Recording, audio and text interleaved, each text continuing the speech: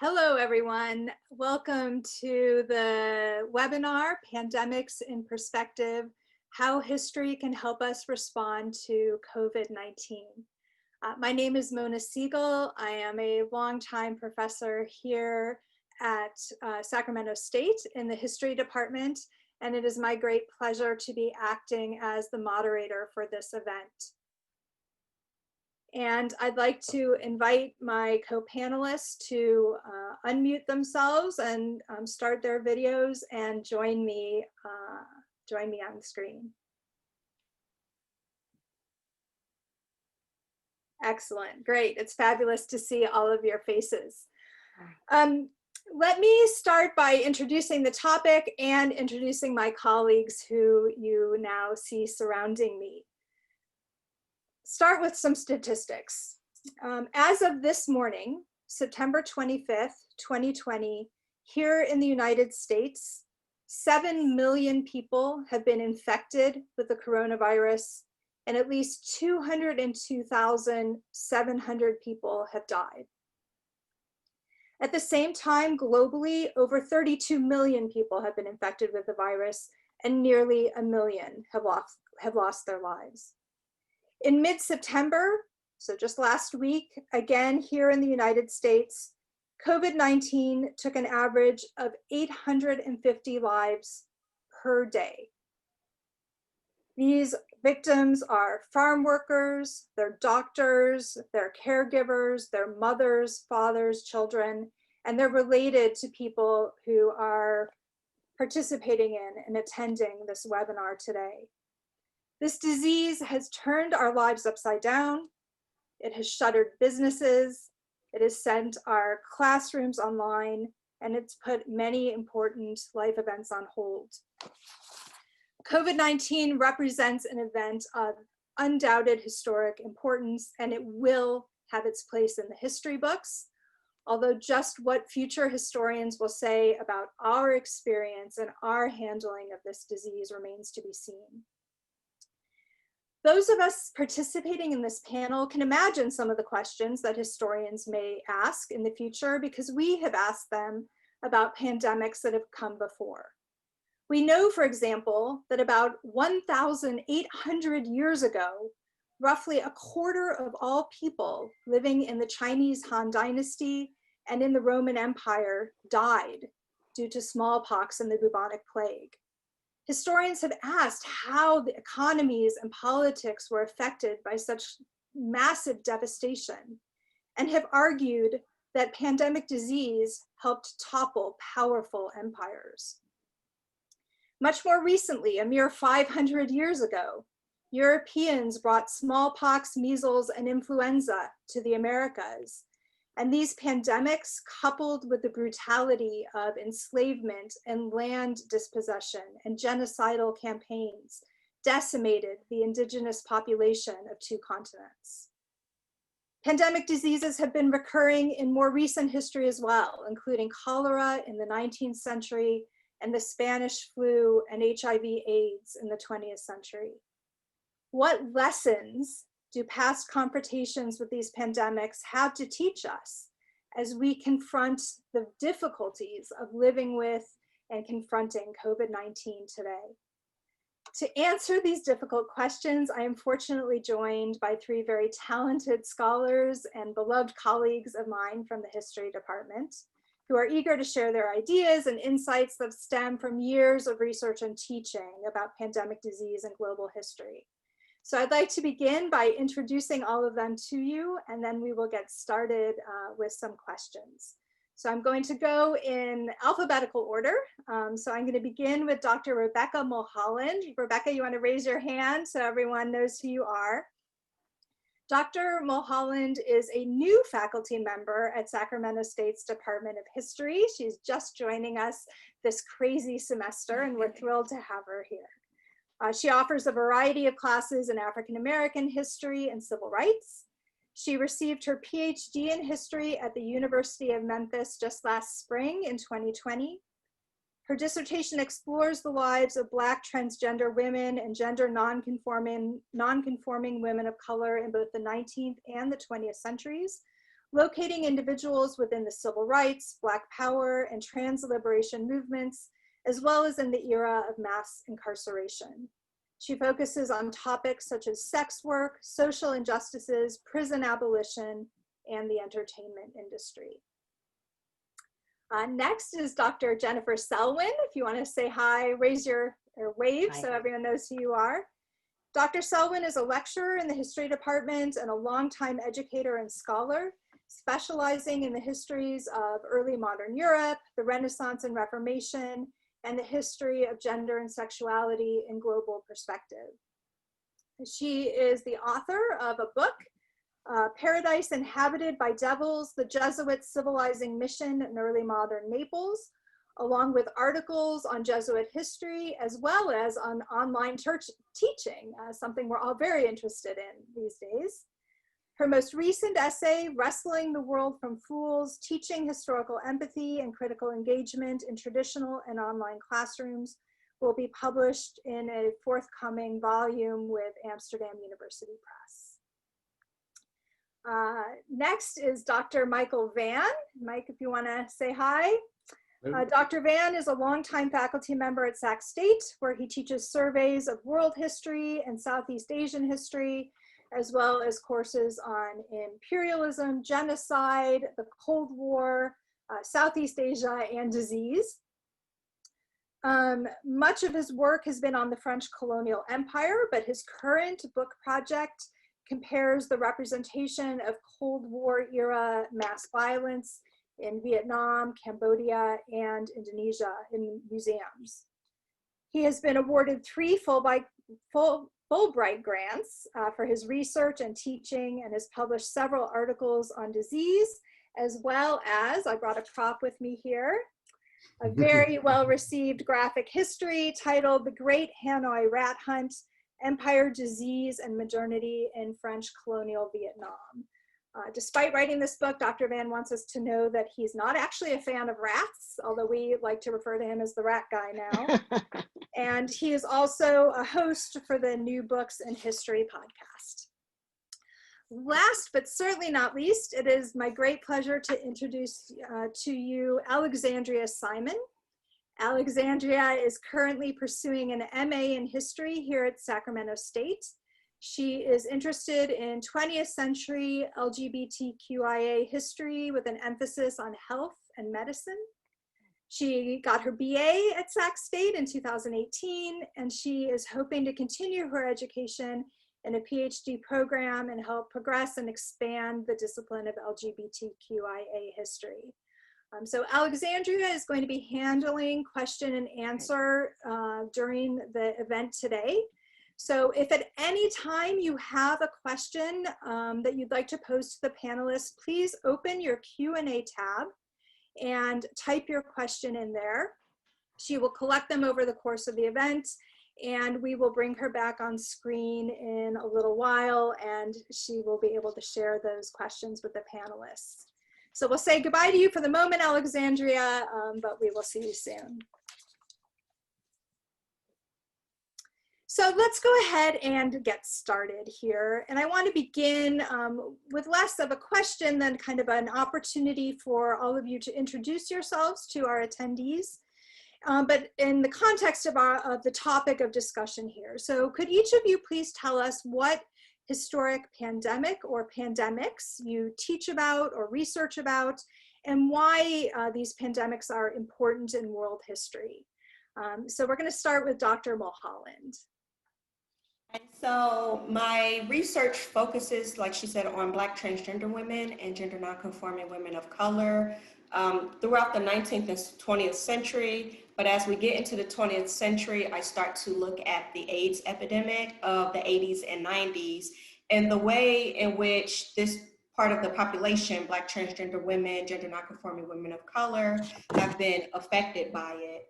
And the AIDS epidemic is important to world history because it has altered the way we think, talk about, engage in sex and sexuality, and the conversation around it brings up issues of race, class, gender, sex, and sexuality into the open, especially in the midst of what we call the sexual revolution. Excellent. Thank you so much. So yeah, for many of us, some of the pandemics we'll be talking about were far enough back in time that they aren't part of our lived experience. But the AIDS epidemic for all of us really, because it's still with us, is very much part of living history. So we'll look forward to hearing more about that as we proceed. Dr. Selwyn, you want to go next? Sure. So as a historian of the Renaissance and Reformation and early modern Europe, I would say that the Black Death, or the Great Plague of 1347 to 1352, is an absolutely crucial kind of touchstone in my teaching. So certainly, the Black Death, as we all know, is kind of in many ways a template, against which many other plagues and many other pandemics are compared. I can go into more detail later about all of the different ways that the plague is important, but just, very briefly, obviously it led to a catastrophic loss of life in Europe and North Africa and Asia. Population loss somewhere between 40 and perhaps even 50% of the population during the first wave in the late 1340s, early 1350s. Also huge disruption economically in terms of the religious institutions of the time. And dramatic cultural change as well that followed upon the Black Death. I mean, historians of that period often think about the Renaissance as being, if not a direct product of the plague, certainly in many ways coming out of the experience of that devastation. So that's been really important to me in my teaching, really since I started. And then in terms of my research, my work on the Jesuit order, and particularly in the city of Naples, we jump ahead to the 17th century. That's another period of massive loss of life, and also of the disruption of economic order, the political order, and social the social order as well. So I think in many ways all of these events are catalyzing events for the period that I study and research, even if I'm not a historian of pandemics. Thank you. Actually, it's just a reminder of how much pandemics really touch every corner of life, right? Absolutely. That there's really nothing that isn't changed when disease on that scale begins to impact whole communities. Dr. Vann, you want to tell us a little bit about your research? Yeah, well, in my teaching, I teach big world history surveys, and I work in the history of disease and its demographic, but also cultural and economic impact in my big world history surveys. But I came to researching disease sort of by accident. I was looking at constructions of power in colonial Vietnam, and particularly looking at racial and gender power, and discovered this interesting aspect of particularly the French community having a sense of power, but vulnerability. They were afraid of political rebellion from the conquered population, but also just terrified of disease, and realized that it was really central to the colonial identity. And so I began to look at the diseases, and there's a number of endemic diseases in the tropics, but plague and cholera really stood out. And as I started my research 20 something years ago, I didn't know there was a third plague pandemic. And that's what I've been writing and researching about the most, the third bubonic plague pandemic from the 1850s to about 1950. High points really in the 1890s and up to about 1910, 1915. And it's an old, medieval disease, right? This is in the domain of my colleague, Dr. Selwyn's time period, but it has this incredible resurgence in the birth of the modern era and is actually very much tied to modernity. I also look at cholera, which is technically an old disease, like centuries old, but it really only became a pandemic disease in 1817 and wreaked havoc throughout the world in the 19th century, and was probably more dangerous as a killer than the plague. But both of them produce really strong visceral and emotional responses around the world because they're such terrifying diseases in terms of how contagious they are and what they do to the human body. Mm-hmm. So I'm a fun guy at a dinner party. Rats and disease, how can you top that? Fortunately, you're married, so you don't have to use them to, well, anyway, we'll leave that to the side. Okay, So let's get into some really maybe tougher questions here. So pandemic disease, as we're, I think, really learning the hard way with COVID-19, these diseases are, indiscriminate in who they attack for the most part. I mean, everybody's vulnerable, and that's what makes them so scary. But this does not mean that all groups of people are affected equally. In California today, for example, we know that Latinx communities have been hit very hard by COVID-19. Same thing true of Black communities. And both groups are suffering higher positivity rates. They're suffering higher death rates than white populations and Asian American populations in the state as well. And there's a variety of reasons for this, including concentrations of people of color in essential jobs that that they can't really stop or economically aren't able to, and certainly disparities in access to healthcare in this country. So what I want to ask all of you is, in past pandemics, did populations also see large disparities of illness and death rates? Were wealthy or white or otherwise privileged communities better able to protect themselves from the plague or cholera or AIDS than others were? And were people concerned about these kinds of disparities? Did they try to do anything about it? So Dr. Vann, maybe this time we'll start with you and see what you draw from your teaching and research. Okay, sorry, I have to ask the Zoom question. Is my connection stable now? Am I coming through? I'm hearing you, your picture's frozen, but I think you can go ahead and speak. Well, that's, everyone's on the internet, of course. Yes, dramatic differences in the impact of the disease, based primarily on class issues and the periods and places I study, but class, there's this nexus of race and class, right? In the colonial world, it's the white community that has access to better aspects of the colonial city and better hygiene, and they're much more shielded from that. But it's the crowded housing, it's the unhygienic infrastructure of these growing cities in the late 19th and early 20th century that makes people vulnerable to disease. With cholera, it was poor Bengali peasants, Vietnamese laborers, and the Parisian working class and the working class of Hamburg that suffered disproportionately from the disease, as it was soldiers. And in the cholera pandemic, soldiers have a bad reputation as vectors in the spread of disease. And oftentimes the conversation sort of ignores the facts that these human beings are suffering from the disease if they're a vector. They're the ones who are exposed to it. It's a waterborne disease, and traveled with troops. And some of the major cholera outbreaks in 19th century Asia are directly tied to invasion by European troops, particularly the French Foreign Legion were notorious vector for cholera. But when these diseases, both plague and cholera, break through the class barrier, and in the colonial world, that's the race barrier, that's when the authorities really start to get involved.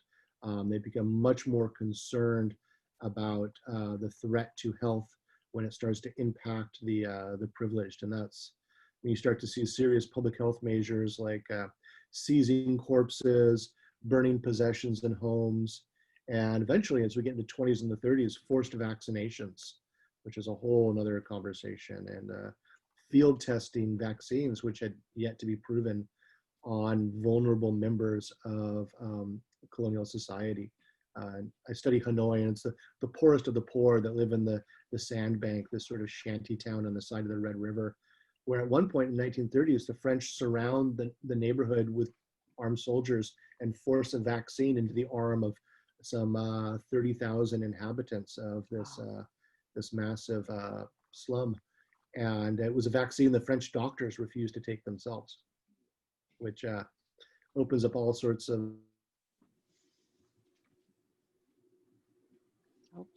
Yep, I think, Mike, you just, we lost you there for a moment. So we're going to hope that your connection improves. And one of the really interesting things that you said there just now, interesting and disturbing, I would say, is that it took color and the plague to start affecting the white colonial administrators in Indochina to start to care, right, and to start to address this issue. I don't know what you all have been reading in the newspapers, but people have been asking, how is it that we've tolerated 200,000 deaths in the United States? And one of the frightening and disturbing answers that has come across is that, for the most part, white people are in power and it's people of color who are being disproportionately affected. And if those numbers and communities were reversed, maybe we'd be seeing a very different response. And I think we're seeing echoes maybe of an imperial and colonial era in that, unfortunately. Dr. Selwyn, you want to try tackling this question? Sure. I mean, certainly in the 14th century plague, the level of mortality was so widespread that it's harder to kind of tease out whether it disproportionately affected the poor more so. I mean, the thing that's important to think about in the context of the 14th century, especially in places like central and northern Italy, is this was the most urbanized area of Europe, but this is also a period where urbanization is beginning to happen. And that's even more true by the time you get to the 17th century plague. But if it's harder to tease out whether the poor are dying in greater numbers in the Great Plague in the 14th century, definitely they have fewer opportunities to leave these crowded cities and to escape to the countryside, like the characters in Boccaccio's Decameron do when they go and tell their stories to each other. So we do know that the wealthy have the ability to leave, whether or not that really, gives them a better outcome for a disease like the plague that had such a high mortality rate. And then by the time we get to the 17th century, especially in a place like Naples that I've worked on, there's really this whole discourse about an unruly mob, an unruly plebeian underclass. This is a city of probably 400,000 people on the eve of the plague in 1656. So it's a massive city by the standards of pre-modern Europe, or pre-modern world for that matter. And certainly there's this rhetoric that the unruly poor are also a diseased poor, so that the kind of association that we think about in modern times, I think that the poor are in some way pathologized, has already really taken hold in the 17th century. In terms of your answer about, or your question rather, about whether there are measures to try to address the poor and their conditions of life, I mean, groups like the Jesuits, religious orders like the Jesuits do institute sort of what we might call kind of pre-modern social welfare measures, but these are really ineffective in the context of, societies that are incredibly hierarchical. And so once again, in the 17th century, we really do see, even if it's, we can't say there's racial differences per se, we do see the rich, escaping. And in the case of the Kingdom of Naples, what that means is that the wealthy leave the city of Naples and they bring disease with them when they go to the provinces. And so they sort of spread this pandemic across the southern part of the peninsula at that time. So, and the poor, I think, as always, are the people that are most vulnerable. And certainly for the 17th century, the mortality rates are going to be greater for those people. It's bringing to mind again for me, contemporary resonance in terms of not so much who's able to leave the city today, although there was some of that, people fleeing New York, right? But also just who is able to work from home, who's able to, kind of effectively close themselves off much more from this disease and who isn't. And certainly class is absolutely the defining factor. So social distancing is social privilege. Social distancing is a matter of social privilege. Good. Absolutely. Yeah, actually, so Dr. Mulhol, you want to maybe pick up from there, but also address this question more broadly? Yeah, I mean, and it's I'm going to try to be as condensed as possible because it is so big. But like you were saying, research and scholarship has demonstrated that infectious diseases, epidemics, pandemics highlight disparities, especially in terms of race, which shows a link between healthcare and racial disparities. And this was really highlighted, this racial gap in mortality rates, which increased during the late 80s and into the 90s because of the AIDS epidemic. And the Center for Disease Control in the early 80s stated that most AIDS cases were among whites. So the first 5 patients were whites. However, as they began tracking it, cases amongst Blacks had steadily increased. And by 1996, they found that more cases were among Blacks than any other racial or ethnic population. And so in 82, the CDC published a report stating that 34 new cases of the disease were amongst Haitians in Philadelphia, and this was both men and women. So it started to look like this was something that was not just contracted by gay men. And as the outbreak of AIDS continued and the CDC began to trace AIDS, they began to trace it by race. And so in 83, we see this first organization, the first Black AIDS conference, take place in Washington, D.C., because the first existing AIDS organizations grew out of the predominantly gay and lesbian movements of the 1960s. Also, the American Public Health Association did not invite people of color to their first sessions on AIDS. And so already we're seeing this disparity in how the public is treating it as well as the medical field. So Black gay activists, AIDS activists stormed this stage here and they were yelling, I will be heard. And so there were a lot of whites who came up with this needle exchange program across the nation, and studies conducted in the 90s found that these programs helped to not only reduce the spread of HIV amongst drug users, but it also didn't encourage, people who weren't using drugs to begin using drugs.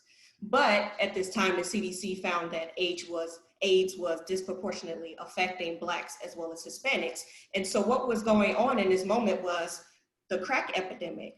So now we're dealing with AIDS epidemic as well as the crack epidemic. And as crack hit major cities, so did the spread of STDs and AIDS. And this was especially amongst women of color who began to exchange sex for drugs. And by 1988, Black women made up half the AIDS cases that were ever reported among women. Now, for gay white men who were dying of the disease, they did not want to be treated at clinics that were established specifically for doing so. And one affluent gay white male was on record saying you simply couldn't ask and expect a gay white man, particularly an affluent gay white man, to go to these sexually transmitted disease clinics that existed because they were filled with Blacks and Hispanics. And so also these affluent gay white men didn't refer to AIDS as being an STD because they didn't want to ghettoize it, because STDs were severely underfunded. And so the solution that they gave was to establish different treatment options. So in the hospitals, there were AIDS units and they had special medical teams, whereas, Black and brown people just saw bodies piling up in these homemade graves, if you will. The Gay Men's Health Crisis, a gay, white, male, affluent organization, held some of the biggest fundraisers. And by doing so, this gave them a say-so in how the disease was handled. By 93, HIV and AIDS was the leading cause of death for Black men and the second for Black women. So by the mid-90s, AIDS was no longer seen as a gay disease, but one that could, like we see, affect all people regardless of sexual orientation. But we also saw that this was one that was especially affecting African Americans. So here, public health workers as well as activists were focusing their attention and their efforts towards minority communities, which were largely ignored by Christian AIDS workers as well as the media. And additionally, the Black church was also silent, which caused a lot of those in the Black community to become pissed off, because they're like, we go to church, this is home for a lot of us, this is a refuge, and you're not addressing it. So yeah. Wow, you packed so much in there, Dr. Mulhol, and hopefully some of the attendees at this meeting are putting some good questions in the Q&A box so we can unpack some of that later. Yeah. Part of what's so interesting about your response is how much both prejudice and ideas about race inflict and infect this discussion almost at every level, right? From what statistics are collected to even understand the disease, to what voices are allowed to weigh in to the naming of the disease itself. And, certainly we could draw countless analogies, I think, with COVID today. This idea of the naming of the disease is kind of a lead into the next question I wanted to pose, which has to do with scapegoating. So when COVID-19 began spreading in the United States, of course, everyone to some degree was scared.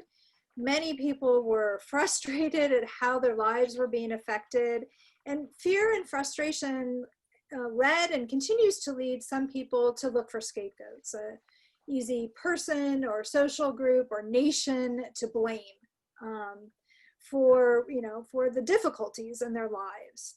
And just as to start at the very top, as early as March, President Trump began commonly and publicly referring to COVID-19 as the China virus or the Wuhan virus in a very deliberate manner to disassociate the United States and to associate another country with this disease. And, at the same time, and very much related, both verbal and even physical assaults on Asian Americans here in this country began to spike.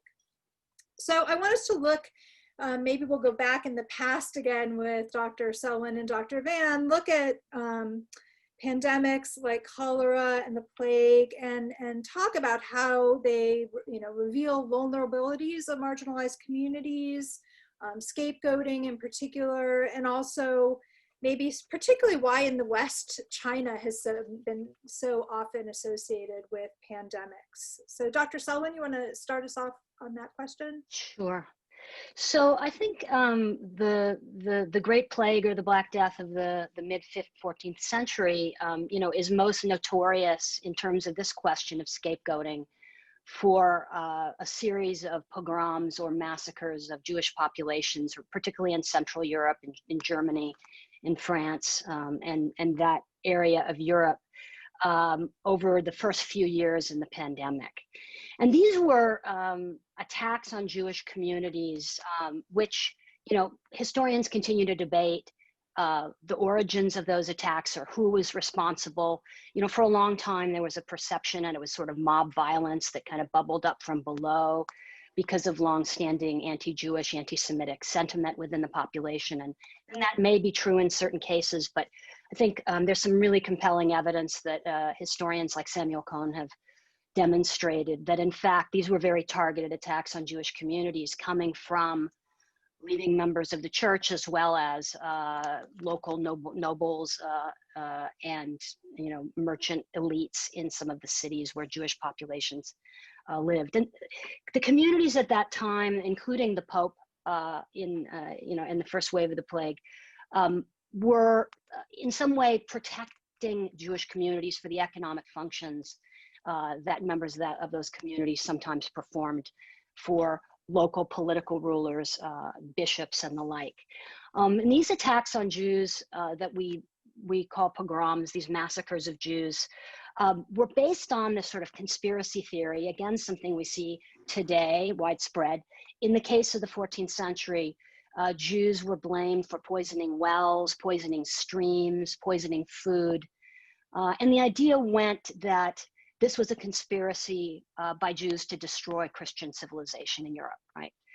All of this, of course, begged the question of why Jews were also dying in large numbers and what would be the purpose of these kinds of attacks, which obviously were completely false and ridiculous. One French Carmelite monk at the time, writing shortly after these incidents, a man by the name of Jean de Venette wrote, I think, a very compelling account, which I'll read, it's brief.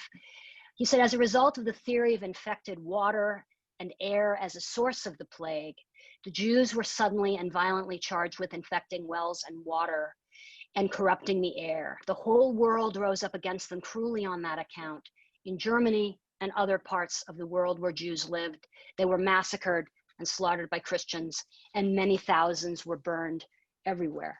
And in fact, this was typically what occurred in these communities, where the entire Jewish community would be gathered together after undergoing torture. Usually the leading members of the community, the rabbis, would undergo torture, be forced to confess that in fact this was what they were doing.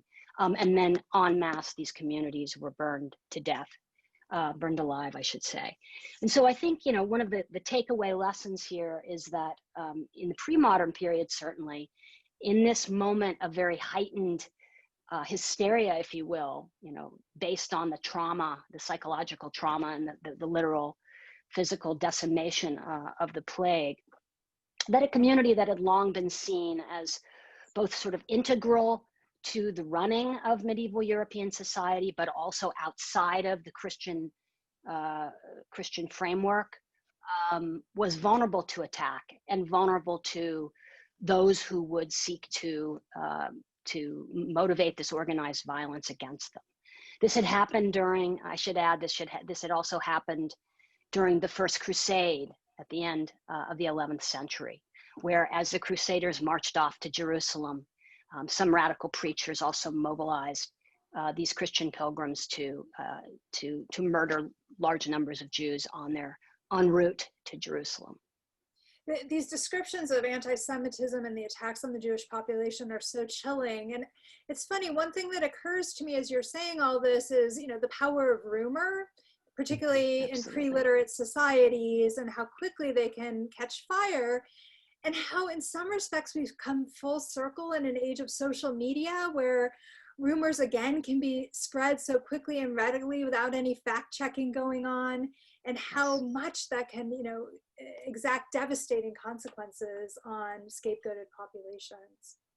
Dr. Vann, you want to weigh in on this question? Yeah. Well, so in the period and places I study, Sinophobia, or hatred of China and Chinese, is the direct analog to anti-Semitism in the medieval and Renaissance Europe. And I think that's something that we see obviously continuing to this very day with, you know, the epithet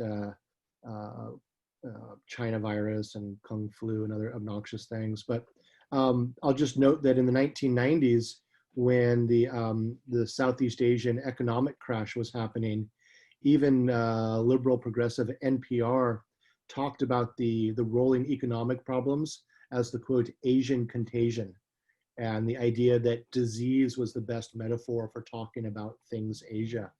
I think really goes back to the period I study, surprise, surprise, 120 years ago, Southeast Asia and China in the era of high imperialism. And yeah, China gets associated with disease, and Chinese bodies gets associated with disease. And there is a material foundation for this. There's a real world foundation for this in China's ecology and the interaction between humans and animal species in East Asia, with migratory birds going from southern China, going from Thailand, going from Cambodia up to Siberia every winter, or excuse me, every summer. I don't want to go there in the winter, obviously, where they encounter influenza that's endemic in the ponds and lakes. And then those migratory birds, ducks and geese, bring that back to southern China, bring that back to Southeast Asia, where people grow or raise a lot of poultry, a lot of fowl. And it's very easy for those migratory birds to have the disease. Oops. Mike, I'm sorry, we lost you there again. So we're gonna go ahead, and we probably need to move on anyway in the interest of time, but the diseases they carry. Oh, yeah, we're gonna cut you. I'm sorry, Dr. Vann. We're gonna go ahead and cut you off. Unfortunately, this is what you get for living in Santa Cruz, where you have, you know, beaches and fresh air all the time. So, let me just, I have a specific question that I want to ask Dr. Mulhol that's maybe more specific to your research, although it's still, you know, is looking at kind of targeting of specific communities. So the global HIV/AIDS pandemic that began in the 1980s, you know, as you've already talked about, hit LGBTQIA populations particularly hard. And this is at a time when discrimination against these individuals was even more pronounced than it is today. So what were responses to this disease from society at large, you know, and its association with this population, but also within the LGBTQIA community? Yeah, so 1985 was like this groundbreaking year. This is the first time President Reagan mentioned AIDS. Actor Rock Hudson died of AIDS, making him the first US celebrity to do so. And it's like for people who are these larger than life figures who are seemingly infallible, whatever, it really hits home for like the everyday person. But also the first Black AIDS organizations were founded, such as Blacks Educating Blacks About Sexual Health. The CDC also had their first grant for HIV prevention for Black men in 1988. Additionally, they began to roll out tools to address HIV and AIDS risk to decrease transmission. So in 93, they approved the female condom, which was huge, especially since they are seeing large numbers of women becoming infected with the disease. In 94, they approved an oral HIV test. It was the first non-blood-based antibody test for HIV, which helped to get a lot of people tested. And in 96, the FDA approved the first HIV home testing and collection kits. So those who may not have wanted to go to clinics or didn't have access, and access is a bigger, more messier picture in another conversation, this was a way to get a lot of people tested and to track, numbers. But there was conflicting efforts made to address the HIV and AIDS epidemic. In 93, President Clinton signed the US HIV Immigration Exclusion policy into law. And what this did was it banned people who are living with the disease from coming to the US. That's right. However, 2 years later, he hosted the first White House conference on HIV and AIDS. Americans are also seeing these ad campaigns with varying messages. So there are posters that say, you can't catch AIDS from a glass, because people were wondering how just vulnerable they were to HIV and AIDS.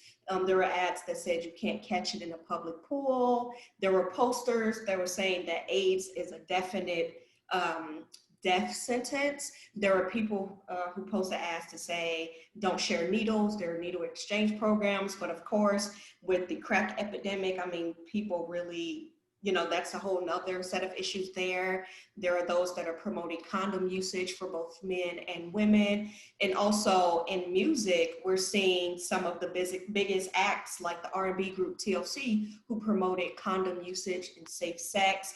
However, there was this group called People of Color Against AIDS, and they promoted the disease as being strictly a white man's disease. So in response, the CDC, public health officials, as well as Black, gay, and lesbian activists are saying that this disease does not discriminate. Right. ACT UP, which was an organization, grassroots, largely white, they were established to improve the lives of people with AIDS through direct action, outreach, medical research, treatment advocacy, as well as fighting to change legislation and public policies. And they ran some of the most iconic ads. So you see like a Black background with an upside down pink triangle, and it said silence equals death. And so that's really iconic and still in circulation today. Gay and lesbian African Americans formed organizations due to their need for grieving. So not just trying to get public officials to roll out this viral medication and to get condoms into their communities and clean needles and stuff. They're also coming up with these groups to grieve, because the epidemic did hit Black and brown communities so hard, and they themselves are dying from it, but they saw family and friends dying, death was in their face. They didn't know how to process, but they knew that they needed each other and a space to deal with it. So we see Black filmmakers like Marlon Riggs, we see Essex, so many writers and dancers, and they're using their art to help grieve and cope. Also, we see transgender activists like Miss Major Griffin Gracie, Sylvia Rivera, and Marsha P. Johnson, who she was HIV positive. They're in the streets. They're working with ACT UP. They are mobilizing, and they are talking to especially the youth who may not otherwise have access to like condoms, clean needles, places to stay, and just doing outreach and advocacy and fighting for a change in legislation. So interesting. Thank you. Thank you so much. I can see there's questions starting to pile up. So I'm gonna just want to take a few more minutes to finish out some questions among us, but I really want to get to the questions that all of our attendees have for all of you.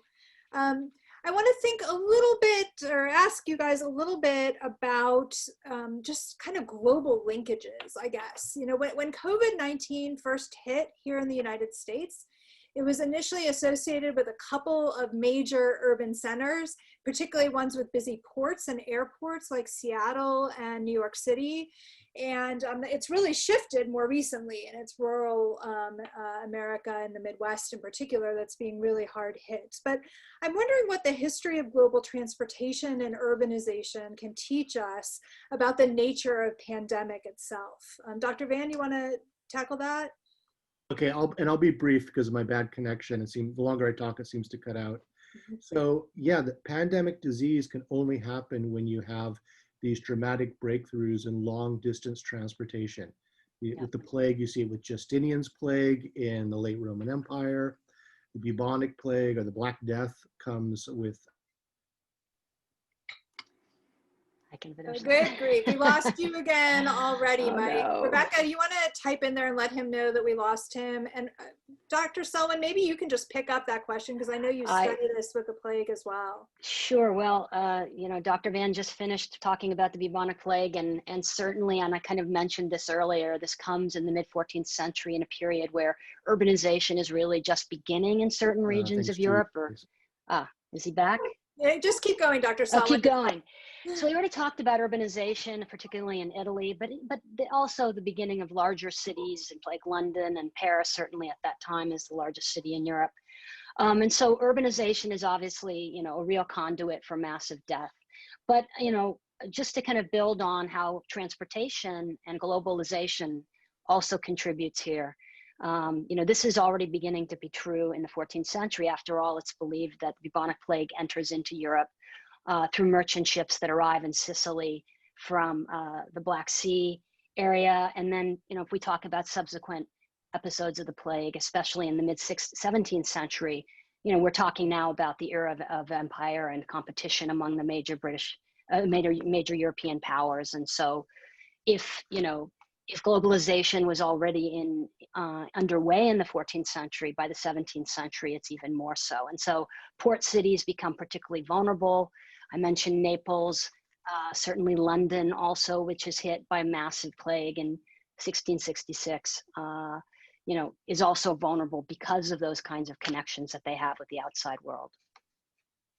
Dr. Vann, you want to try and say anything more? We'll see if we can hold on to you. I'll try and I'll be quick and I apologize. Yes, breakthroughs in long distance transportation and rapid urbanization. That is the story of the world in the late 19th and early 20th century. Railways, steamships, massive growing cities. Just touching back to my earlier question where I got cut off, it's important to note that at the turn of the 20th century, one of the most mobile groups on the planet are ethnic Chinese and South Asians.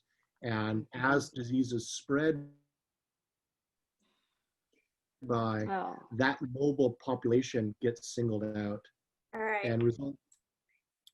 Yeah, I think we managed to get your point just before we lost you there again, that the very mobility of these populations, particularly Chinese merchants, is part of why scapegoating became so easy or so ready in that particular case. Well, let me ask one last question here, and then we will open it up to discussion. I'm hearing that we have great questions coming in. So last question for any or all of you. In America, in particular, and in other parts of the world, we're seeing a lot of resistance to measures that are purportedly, and I think, you know, realistically being put into place in order to protect us, including masking, including social distancing. So I'm wondering if the populations that you study and teach about also resisted disease control measures in past pandemics. And can we learn anything from this experience? I mean, is resistance a good idea in the first place? And if it's not, you know, what are ways of countering resistance to policies that ultimately are for everyone's benefit. Dr. Mulholland, we'll go ahead and go first with you on that one. For the Black, gay, lesbian, transgender, non-conforming community, I mean, resistance is a big part of what they do, but not in this case. Because they constantly saw and faced death every day, they weren't resisting measures.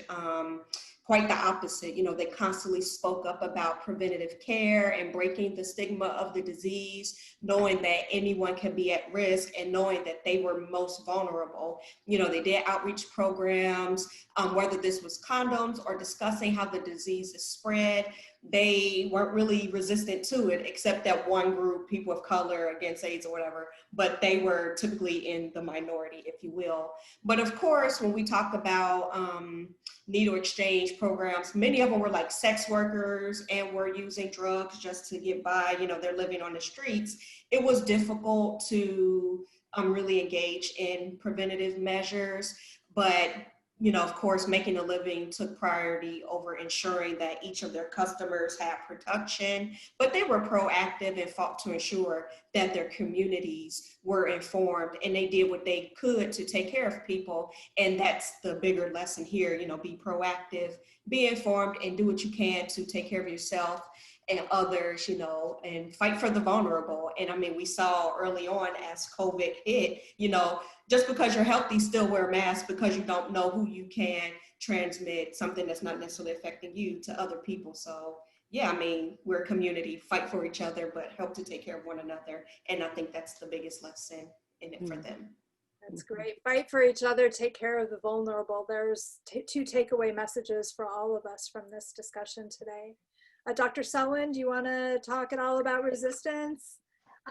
I mean, you know, I think Dr. Mulholland's point really makes me think about context and what is the historical context and the vulnerable group that is undergoing this, you know, pandemic, whether we're talking about HIV/AIDS or the plague or cholera or other epidemics in the past. And so what is their relationship to those in power who are asking them to do certain things? I think in the case of, you know, the various episodes of the plague in the past, yes, there were some measures, particularly on local levels in towns and cities, and these increased over time to control the movement of populations, perhaps to quarantine certain quarters. Again, this rhetoric of the diseased nature of the poor often led to stricter measures of control of movement and even confinement in certain quarters of the city towards the poor. And so here I think the context would be, again, you know, as Dr. Mulholland points out, sometimes there's the economic necessity for the poor of going out, or vulnerable populations of going out and making a living. So those kinds of measures would have been resisted simply because people had a need to survive and to provide for their families. But I also think that, you know, in this case, the power dynamics are really important to keep in mind. And is there a suspicion that those in power are trying to restrict the vulnerable populations for reasons of their own? And that is how I think you know, that's something that I see as quite different than what's going on today with some of the populations that tend to be resisting.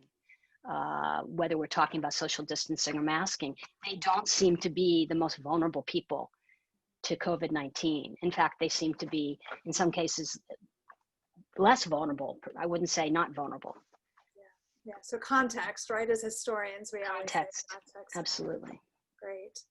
Well, listen, I think what we need to do now is hear from some of the people in our Zoom audience out there. I know we've lost Dr. Vann for the moment, and I think he's trying to rejoin us. So hopefully he'll be able to. But right now, I'd like to invite Alexandria Simon to join us on the screen here again. I know she's been carefully monitoring your questions, and there are a lot of them. So we're going to get through those that we can. So Alexandria, why don't you get us started with one of the questions that came in from our attendees. Okay, so the first question is coming from a Dan Johnson. They're asking, there is a lot of great discourse about how pandemics are disproportionately devastating to social and racial others. While I'm listening to all of this, I can't help but think about people incarcerated in jails and prisons. I wonder if any of the panelists can talk about historical context of how societies have treated their prisoners during pandemics and other health crises. Mm. Excellent. I think you both maybe could weigh in on this. Dr. Mulholland, do you maybe want to try it first? Yeah, I mean, that's an excellent question because prison populations are invisible in this moment. Like, they don't necessarily cover that. And I'm like, even today, I'm not sure if, of course, condom programs, and of course, there shouldn't be needles and things like that in prison. Like, many do go in HIV positive or, have AIDS and they're having sex with other prisoners. But, tracking this disease in prisons and jails is not necessarily important to, the public and stuff. And so unfortunately, this isn't something that's covered. Like, one of my figures, being in and out of jail, being HIV positive, they were just more concerned that she was transgender. So of course, being born with, a penis and male genitalia, that was like, oh, that was the big part, not her being HIV positive and could potentially have sex with another prisoner and spread this disease. So, I mean, that's largely left out of the conversation, unfortunately. Mm-hmm. Yeah. Dr. Selwyn, you study a very different time period, and Right. incarceration meant something different back then. Absolutely. I don't think that I ever saw, I'm working on the Jesuits in the 17th century. There was actually quite a bit about their contact with prisoners in Naples, but I don't remember anything specifically related to the plague. So that's not something I could speak to, unfortunately. It's interesting. I mean, it's a great question from the audience, and it is a reminder that incarceration as a primary form of punishment is relatively new in world history and in American history.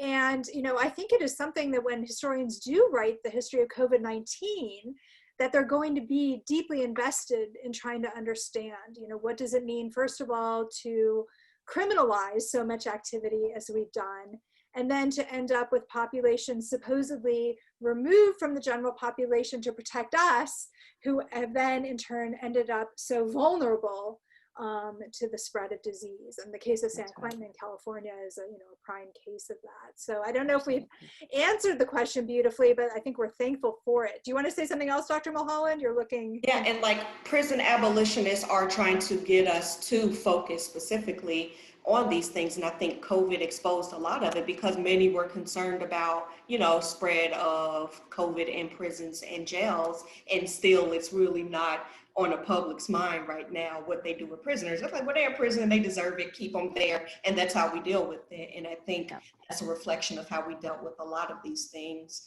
The more oppressed or marginalized someone is, we make them more invisible, out of sight, out of mind. And unfortunately, that's just kind of the temperature of it, and it just kind of continues. Absolutely. I wish we could answer this better, though. Why don't we go ahead and take another question, Alexandria? Okay, we have a question from Tiffany Keller. They asked, historically, did the people in power try to knowingly conceal the severity of pandemics to the general population? Dr. Selwyn, you want to start us back in time on that one first? Yes, I think this is certainly something that we see in the pre-modern pandemic. And again, I think there's much more evidence for this for the 17th century than the 14th, probably because the plague in the 14th century caught everyone by surprise. But there's definitely economic interests in particular in and fear of unrest that that leads some political leaders to try to keep news of the plague quiet, to not panic the population, with speaking about it too openly. And I think that goes also to a sort of a general level of lack of transparency on the part of rulers in the pre-modern period. Not that modern rulers are necessarily much more transparent in any case, but we definitely see with the 17th century plague outbreaks a concern to not panic the population and to keep information such as it existed from people. What about in terms of AIDS, HIV, Dr. Mulholland? Was there effort to kind of bury this story before confronting it? Yeah, I mean, definitely, especially because it was early on seen as a gay man's disease. Yeah. And it wasn't until that New York Times article hit that it was like, oh gosh, you know, and so there was not wanting to really release a lot of information so as to not cause panic. But as more people are getting, you like, they're trying to force people to be more transparent. What do we do? Is there something we can actively do? And I think the activists and stuff that were taken to the streets and town halls and stuff, they were forcing them to really relay what's going on and, you know, be really quick in their responses. Good, and I think, I mean, you can correct me if I'm wrong, but I think the importance of capturing a couple of powerful voices in the media when it came to HIV/AIDS, to, you know, making this a public discussion, in addition to what was happening within communities being affected, was super important. And I think we see that in COVID as well, right? You know, persistent voice, at least among some aspects of the media, keeping the focus on the threat and also, you know, the effects of this disease. Yeah. Good. Okay, I'm going to take the next question. I just want to let you know that I'm kind of hearing from Dr. Vann on the side saying his internet has just completely crashed in Santa Cruz. So we'll finish this out among the women here, right? And answer your questions as best we can. Alexandria? Okay. The next question is from Michael Alcalay. He asks, with so many pandemics and diseases that have occurred in history, why was the US and the world so unprepared for this massive health emergency, especially since we are living in the most modern era with advanced technology and healthcare research? That's a great question. Of course, I like it because the essence of it is, why haven't we learned from history, right? Why don't we listen to historians more? But there's probably much better answers than that. Either of you, you want to tackle that one? Well, without getting, I don't think there's any way to avoid getting very political in this response. I mean, I think that we just have to talk about this. We did have institutions in the federal government that were specifically funded and intended to address the threats that were out there from potential pandemics. And we know that this administration, and I want, you know, not to place all blame on this administration, but certainly massive cuts and the elimination of institutions that were specifically geared towards tracking and trying to anticipate pandemic were dismantled by this administration. And so I think it's quite clear that there was a fundamental problem in the initial response. And then, as we know, and again, we can't avoid this, you know, the earlier question about political leadership not being willing to be transparent has been exemplified by this administration that has clearly intentionally deceived the public, as I think, you know, Bob Woodward's recent book that's been published indicates and clearly makes evident that this president found it very inconvenient to have a pandemic that could potentially force the closure of businesses and schools and requiring certain measures to slow or to stop the pandemic, and was not willing to do so, especially in an election year. So that's kind of a short answer. I welcome Dr. Mulhol jumping in. No, I think you handled that wonderfully. I think it's absolutely the case. I know that this question triggered in my mind one pandemic disease that we haven't really talked about today, but that is focused in the time period I study in the early 20th century, which is the Spanish flu. Or the influenza pandemic, which killed, you know, millions and millions of people only 100 years ago. You know, that's not so long ago. There are people still alive in America today, barely, who were alive during that pandemic. And, you know, I think that it is certainly a question of what gets deliberately buried by political leaders, but it is also a question of where do we turn our attention in history, right? And our questions like the history of disease and the history of medicine, which Alexandria is going to go on and study and write brilliant books about someday, are they given the kind of attention that they should, not just in college classes like some of you are taking, but even in high school classes, right? Yes. As we understand the types of events and incidences and movements that most affect people's lives. Another question? Yes. This one is an anonymous question. It's open to both. How do pandemics affect social cohesion? Can a lack of social cohesion affect the way people react to pandemics? Wow, great question. So social cohesion. So thinking about, there's shared ideals and shared practices that bind us together in, I'll say, normal times, not that I don't know what normal is, right? But that start to come apart. This takes us maybe back to the resistance question of, are you willing to wear a mask when you go into the grocery store, or just, the disproportionate effects like we've been talking about a lot today. So do either of you want to try and tackle this question about social cohesion? Well, thinking of how to frame this response.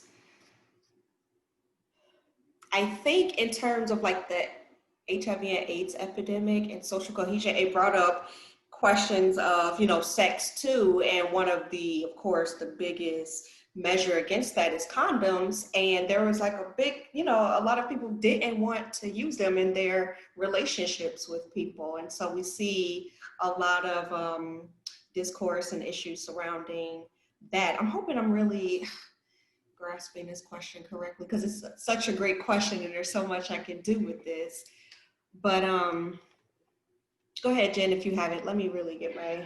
Well, there's a wonderful quote from a fantastic New Yorker essay from the summer that I highly recommend to people. It's an interview with an Italian historian of medicine named Gianna Pomata, reflecting on the longer history of plagues from the perspective of being quarantined in Italy during the spring and the early summer of this year. And the author, Lawrence Wright, says towards the end of this article, and it's a very brief quote, something that I think is very relevant to this question and to where we are. And he says, like wars and depressions, a pandemic offers an X-ray of society, showing us, or rather allowing us to see all the broken places.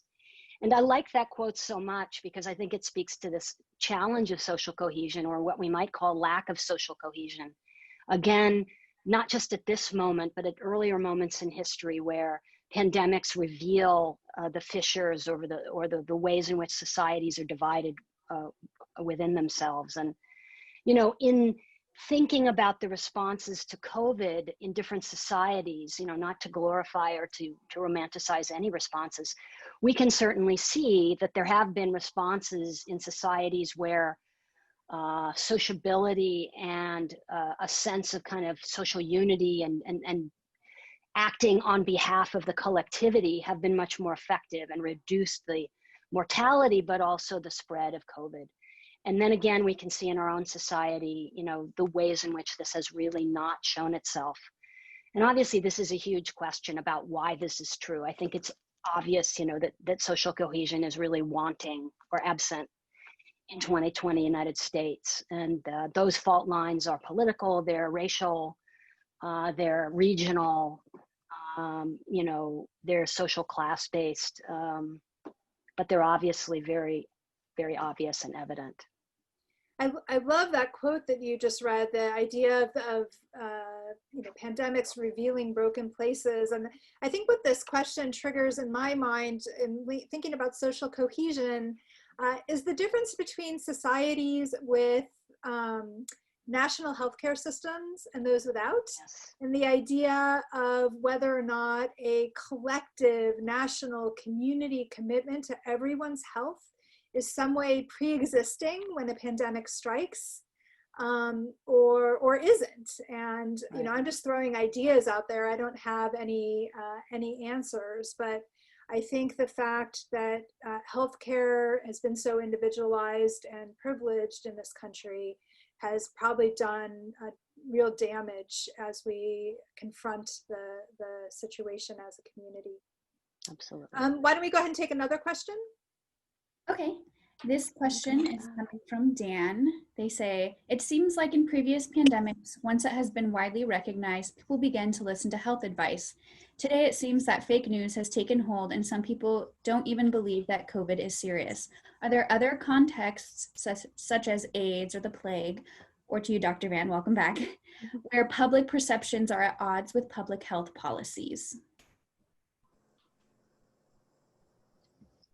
Who wants to tackle that one? Dr. Selwyn, do we know enough, do we have enough documents back to the 17th, let alone the 14th centuries to kind of know about if there's this kind of disconnect at work or not? I mean, you know, there's anecdotal kinds of evidence, I suppose, of people, you know, trying to get around policies of you know, quarantining, let's call it, not quarantining in the sense we think of today, but, you know, trying to confine people in their communities or in their neighborhoods or even in their homes. But again, I think it's difficult to kind of cut through a lot of the rhetoric that I spoke about earlier, this kind of rhetoric of an unruly mob, you know, sort of this discourse, I guess you would say, of that criminalizes the poor. And so I would look at some of that evidence with a kind of a bit of caution. So yes, there's anecdotal evidence that people resisted these orders. So Dr. Vann, if we have you in here, we're trying to think about, you know, the kind of fake news phenomenon with COVID and people trying to dismiss the idea that this is a serious disease. In you know, in Hanoi or other contexts that you study, has there been similar responses to health advice?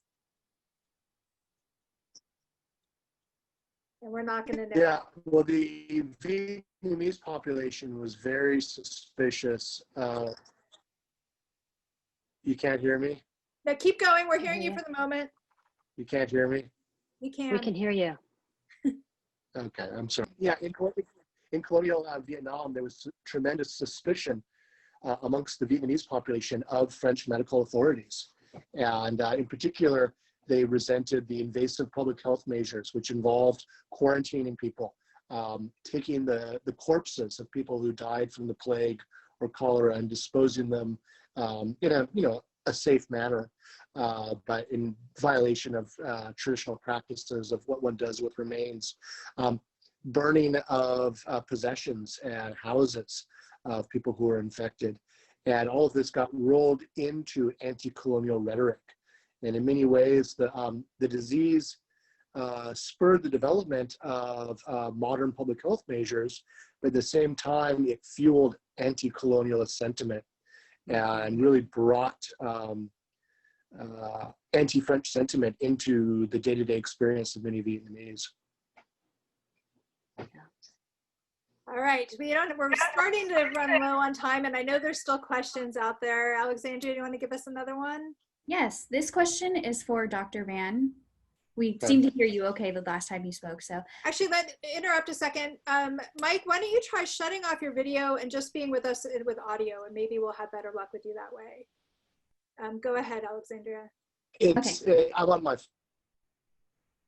Okay, just go ahead. Okay. Given the expected vaccine for COVID that is supposed to be available rushed prior to the election, curious as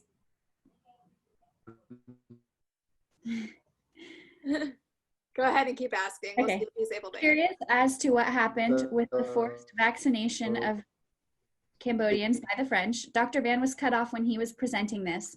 Politicizing a vaccine which is not thoroughly tested, but yet the availability for the quest of votes is compelling for us to know what to do.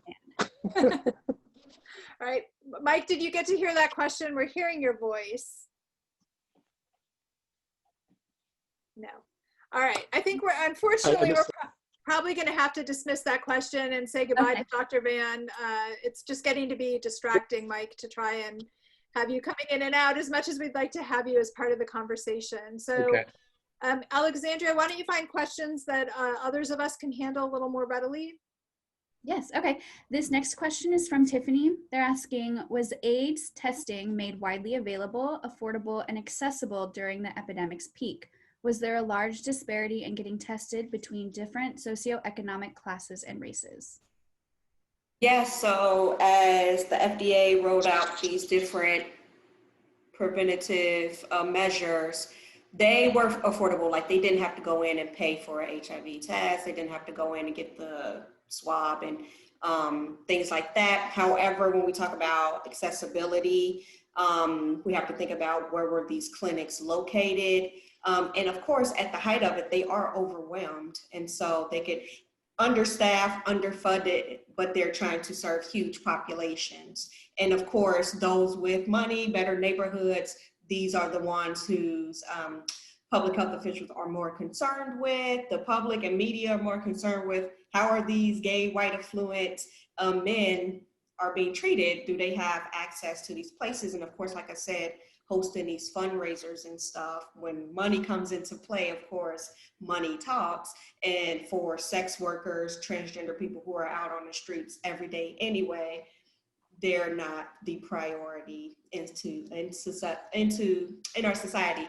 However, once they are able to get to clinics and stuff, they do are able to get these tests and they are available to them. But of course, rolling out the tests and seeing what is like now, you know, is this effective? Does this accurately measure who gets it? Are we getting false positives and stuff like that? So of course they have to wade through all of these, but once the FDA did approve stuff and they hit the market, people were able to get tested. Whether they want to, of course, as crack hit like Harlem and stuff, we aren't seeing large tests being placed into these types of communities. So of course, these types of resources hit the communities they're supposed to, right?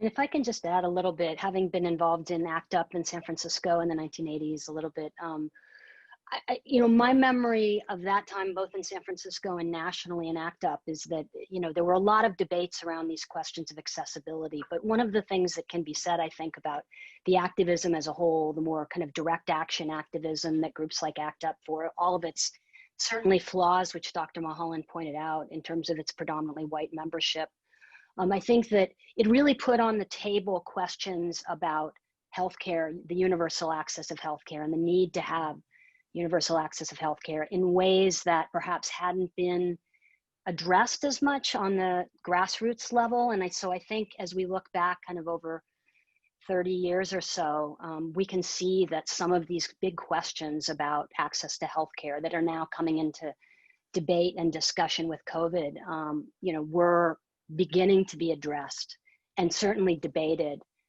within these groups in the mid and late 1980s.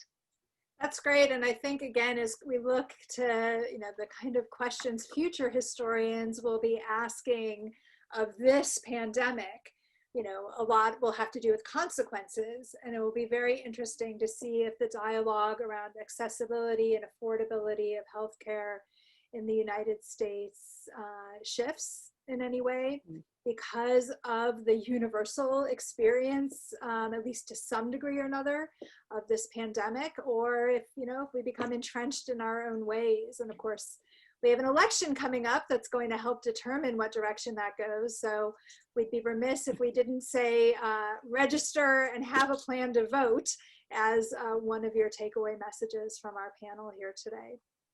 Alexandra, we could probably take maybe 2 or 3 more questions at the most. I don't know if you can kind of look through and give us a couple that those of us still here in the room can perhaps answer. Okay, so pandemics have obviously influenced the development of technology. We're looking at vaccines and public health. So how do historians contextualize and balance the positive aspects of pandemics and the opportunities they create against the obviously negative aspects? Yeah. Super interesting. Yeah, I know, you know, I started us off talking about pandemics all the way back in ancient Rome and the Han Dynasty. And it's, you know, it's easy to be abstract when you're talking about people who lived 1800 years ago, because historians do talk about a lot of positive effects in terms of stimulating regional economies and broad changes like that. It's a little harder to look at the positive when you're surrounded by the devastation of a pandemic as well. But Dr. Selwyn, Dr. Mulhol, do either of you want to try and answer that question? I mean, I'll just very briefly, I will just say very briefly, I mean, the Renaissance is a period of dramatic cultural ferment, but it's also a period of scientific and medical innovation. And one of the things that I think the plague taught physicians as well as public health officials in the late 14th and 15th centuries and going on from there is the need to kind of abandon the academic medicine that predominated in the medieval period, that looked back to classical Greek medicine, and move more toward evidence-based medicine, the kind that still, hopefully is what's being practiced in modern medicine today. And so that shift, of course, was incredibly important. And so many lessons were learned even from the initial bout of the plague, and physicians began to put practices like quarantining into play. We see public health boards being developed, or even if they existed before the plague, becoming more widespread in towns and cities. We see the development of units within hospitals that are specifically dedicated to plague victims or to people with other infectious diseases, something that hadn't existed prior to that time. So if we think about modern hospitals with their different wards, we can think of that coming out of the pre-modern plagues. So these are just some of the, I guess you'd say, positive developments that came out of that experience. Same here with dedicating hospital units to HIV and AIDS, especially AIDS, and seeing just how devastating it can be to the body. Of course, promoting safe sex, having a drug out for people so then they're not promoting. When you hear it today, if somebody's diagnosed, currently 1 million people have it, the first thing they tell them is, it's not the death sentence that it once was. And so I think these are just, balancing the positive with all of it is we see all the ugliness and all how bad it was, all the death. And so the question is, what were the responses? Were they positive? Who are they for? Who are they serving? And so we kind of balance that out to just tell the whole picture as it is. We have to be objective, so we don't have a purpose in trying to have a happy ending or tell an uplifting or positive story. We're just trying to tell the story in the hopes that it does serve, better serve the communities that we are, in this case, the LGBT, specifically the transgender community. Were there positives in all of this? And we're still trying to, in all of this, now we're dealing with so many pandemics, trying to find that positive. So, Alexandria, I think we'll take one last question. Okay, so we've talked about the racial disparities and the class disparities when it comes to global pandemics. What role does gender play in pandemic diseases? Excellent question. So I'll frame it in contemporary terms before I turn it over to all of you. I know I participate in a lot of networks dedicated to studying questions of women in international relations, and there's been a big discussion about the disproportionate effect of COVID-19 on women all over the world because of their role, first of all, as primary caregivers to their families, but also the very heavy role that they play in the health industry all over the world. And that's as true in Africa as it is in Europe or Asia or North America. And there's many governments out there, not our own, calling for a gender-specific response to COVID-19. So clearly this is really important in your work, Dr. Mulholland, and I know Dr. Selwyn thinks about these issues a lot. Why don't we go to Dr. Selwyn first, and then we'll let Dr. Mulholland have the last word. Yeah, I think it's a fantastic question, and it really brings to the fore something I just hearing the question made me think about. I don't know of any first-person accounts or kind of observer accounts from the medieval or the 17th century plagues that is by a female, that actually, is from the perspective of a woman who survived the plague, whether, talking about sort of cultural implications of the plague or, impact on family. But what I will say in terms of gender and sexuality, certainly during the plague, and this comes from not only, Boccaccio's account, which is probably the most famous and easily found account of the plague that you can get, but from other accounts as well, is that there's a sense that sexual mores and ideas of female honor are sort of thrown out the window with the plague, that in that emergency, for example, you have male doctors you know, and men in general who aren't the close relatives of a woman, seeing her naked body, handling her naked body. These were all completely taboo, certainly in the 14th century. And so there's a worry and a concern perhaps that sexual mores will be challenged and will be done away with. So I definitely think there's a perception that gender roles will be transformed by the plague, whether or not that was true. And I don't really think it was necessarily, but there's definitely that anxiety. So that's quite interesting. Dr. Mulhol? So for my work, I mean, as important as race and class is to it, gender, because now we're talking about transgender, you know, and non-conforming people. And now today, still looking at HIV and AIDS, Black transgender women are so susceptible to HIV and AIDS because largely a lot of them, the most viable job option for them is sex work. And, you know, all that comes with that. And so, you know, in the 80s and 90s, as Black women are second leading cause of death for them, what does it look like when we take this, you know, part of the population into consideration? And it really does shake up the numbers and we see a different picture. And so, I mean, I can elaborate totally, you know, somewhere else, because it is a really big conversation, an important part, but it really does change the face of the epidemic. And also it changes the conversation because now we're dealing with so many different things here because of someone's gender expression and identity, you know. So it's a tangle web, really. It's a tangled web. Maybe there's a takeaway line that we can end this webinar with. So I'm so sorry to cut off this conversation, which I know I've learned a lot, and I hope everyone out there has as well. I wish to thank all of our panelists, those still on the screen and those who aren't, for sharing their expertise with us.